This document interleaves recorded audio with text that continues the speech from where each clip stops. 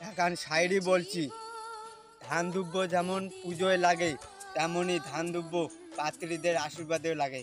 কারণ ধান দুব্য হলো মা লক্ষ্মী, তাই ধান দুব্য দিয়ে মেয়েদেরকে আশীর্বাদ করানো হয়, যেন সেই সব মেয়েরা স্বামীর সংসারে গিয়ে সুখে সংসার করে খেতে পারে, স্বামীর পরিবারকে আপন করে নিতে পারে, শ্বশুর শাশুড়িদেরকে ভালোবাসতে পারে, শ্বশুর শাশুড়িদের ভালোবাসা অর্জন করতে পারে।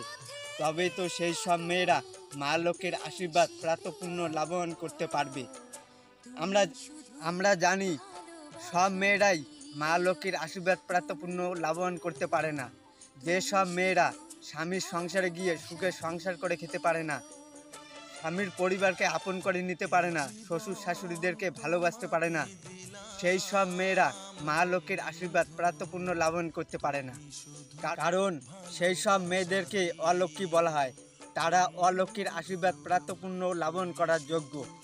আর যেসব মেয়েরা স্বামীর পরিবারকে আপন করে নিতে পারবে, সেই পরিবারকে আলোয় আলোকৃত করে তুলতে পারবে।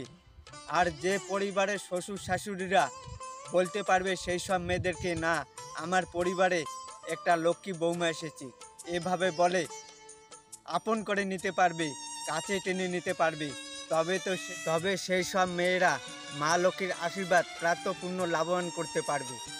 যেমন কথায় বলে, যারা সঠিক কর্ম করে খেতে পারবে, সঠিক সংসার করে খেতে পারবে, সেই সব মেয়েদেরকে লক্ষ্মী বলা হয়। আর যেসব মেয়েরা সঠিক কর্ম, সঠিক সংসার করে খেতে পারে না, সেই সব মেয়েদেরকে অলক্ষ্মী বলা হয়।